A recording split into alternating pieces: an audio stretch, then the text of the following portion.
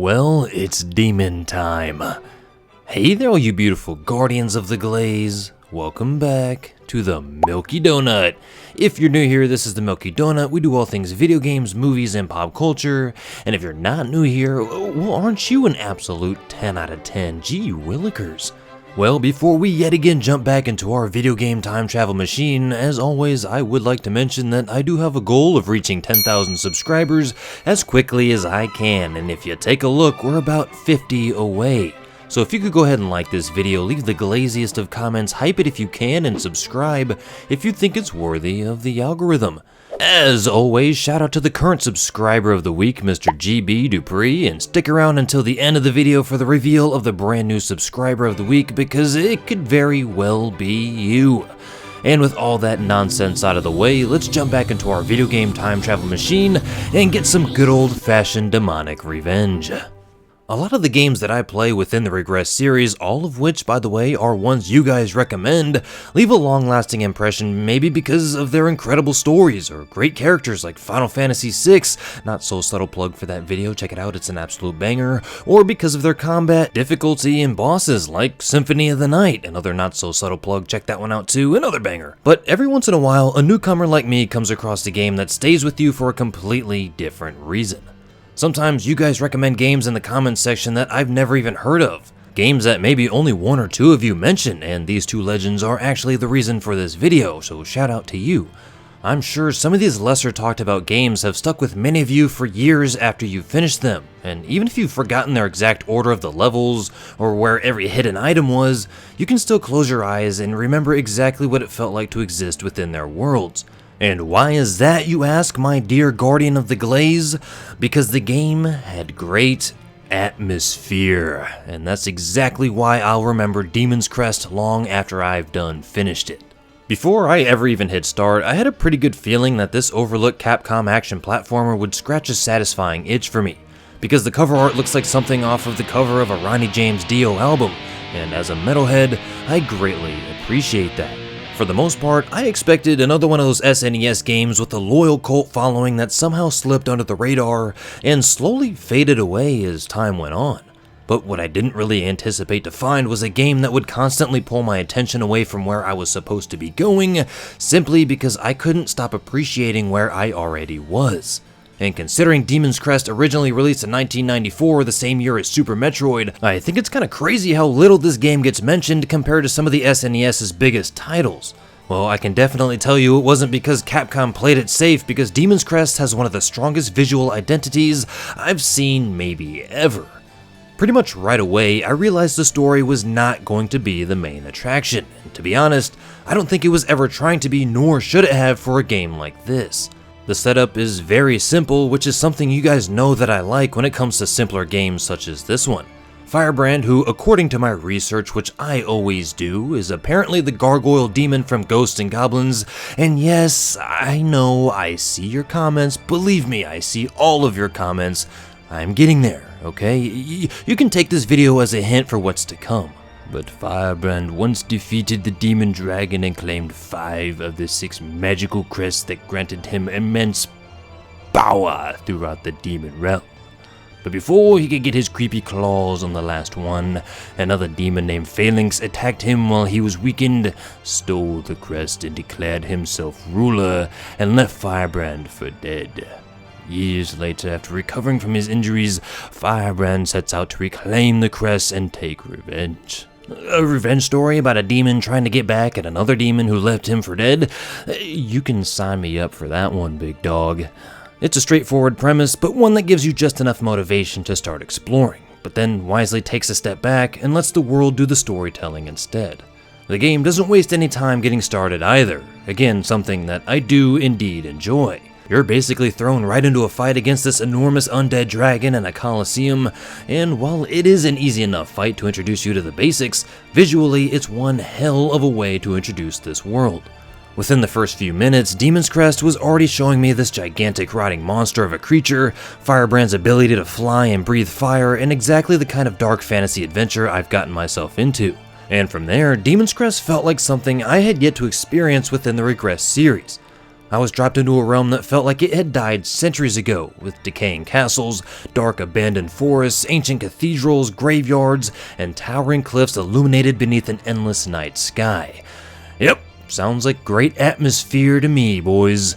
Even when enemies are on screen, there's an extreme sense of isolation, as if you're wandering through the remains of a civilization that accepted its own downfall long before I ever arrived. It never feels like you're saving this world because, well, you're not. It feels more like you're uncovering what little is left of it, and the visual design goes a lot further than simply making everything dark. There's ghosts, skeletal monsters, hands that are reaching out from graves, grotesque creatures, giant piles of flesh, gothic stained glass cathedrals, and some genuinely nasty looking bosses, and your boy Milky loved every bit of it.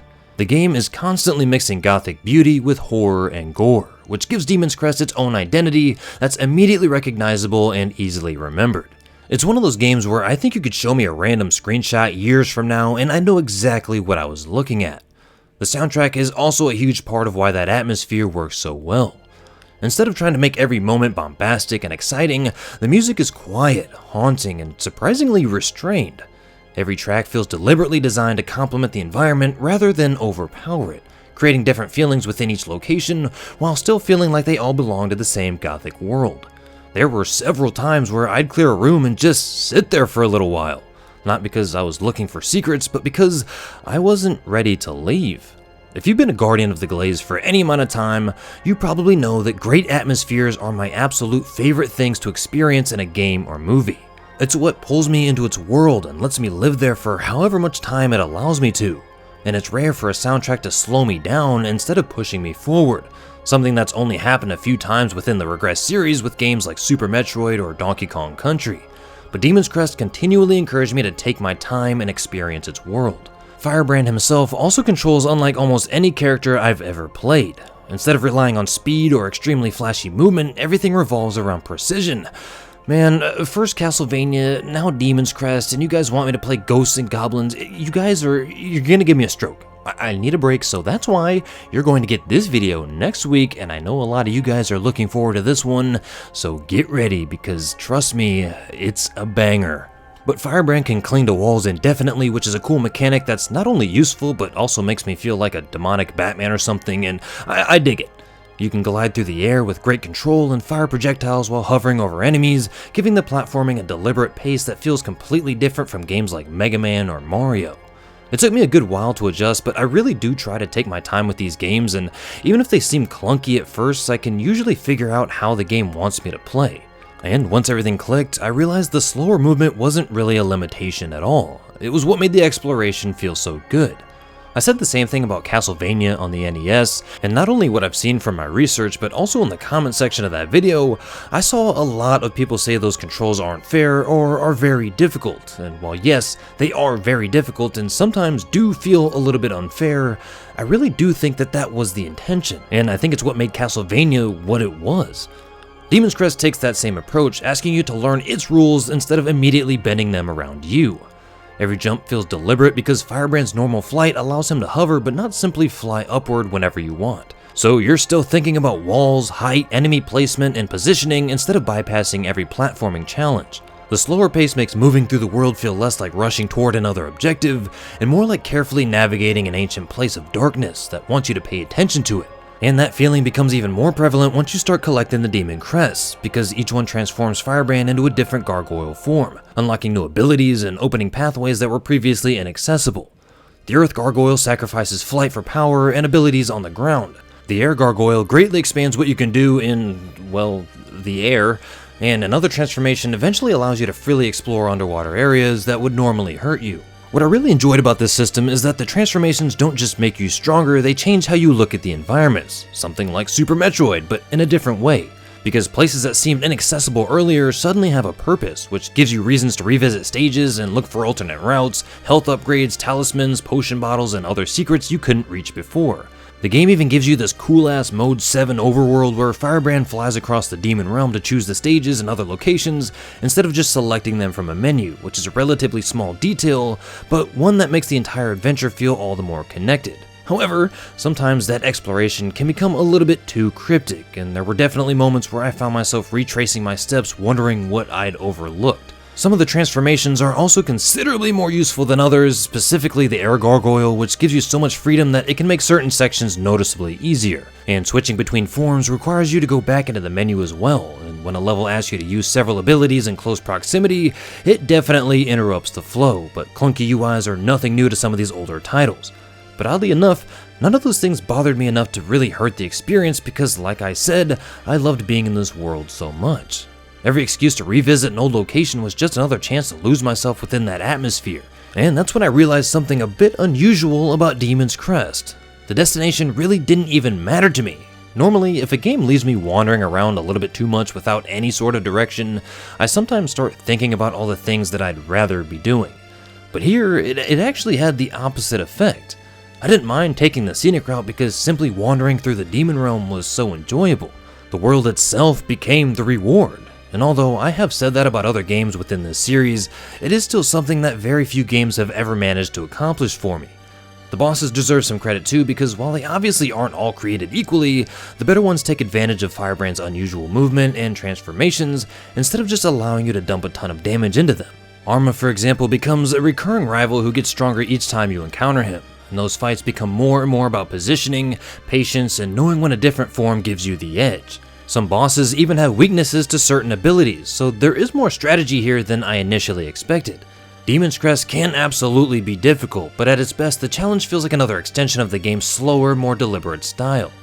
And as much as I enjoyed my time with it, I also understand why Demon's Crest isn't universally considered one of the SNES's masterpieces. Like I said, the progression can occasionally be frustrating.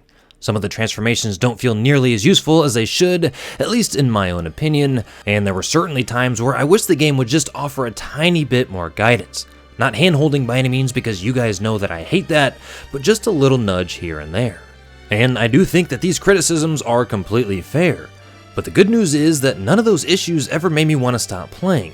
Even when I wasn't making meaningful progress, I was still enjoying the simple act of exploring the demon realm. And I do think that that's a deceptively difficult thing for any game to accomplish. That's because Demon's Crest understands something that I feel is almost becoming somewhat of a lost art. And that's that atmosphere isn't just about making a game look beautiful. It's about making a world feel believable and lived in and like it has a tangible sense of history. The ruined castles don't feel abandoned and ruined because the game tells you they're abandoned and ruined. They feel abandoned and ruined because every broken wall and lonely stretch of landscape quietly reinforces that feeling without shoving a text prompt in your face explaining it.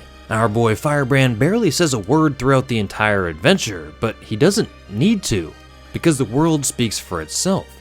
Demon's Crest uses its environments, music, and visual design to carry the emotion. And that in itself ends up making the world feel a lot more real than if it had tried to explain every single little thing.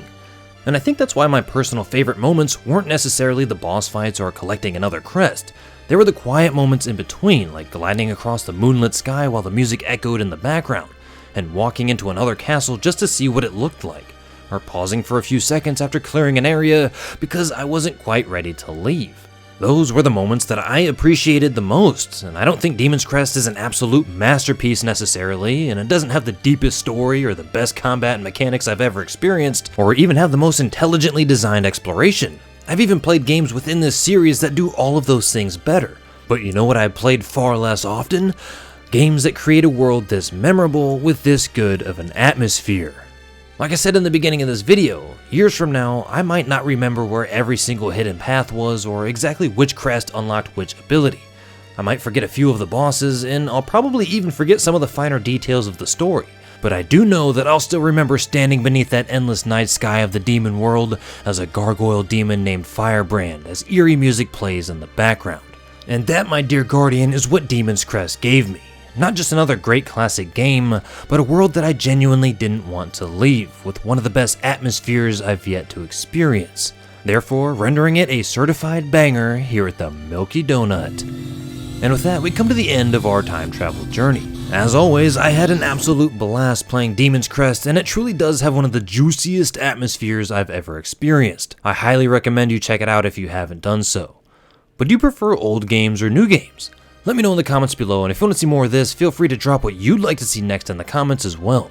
Always re-comment your recommendations on every video because it only increases the chance that you'll see me play it sooner rather than later, and it doesn't annoy me a single bit because your comment could have very well got lost within the comments.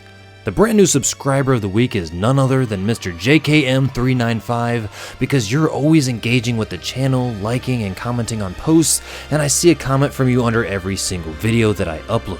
Thank you for being such an amazing guardian of the glaze. As always, don't forget to like, comment, hype, and subscribe to become a guardian of the glaze, and I'll see you next time on the Milky Donut.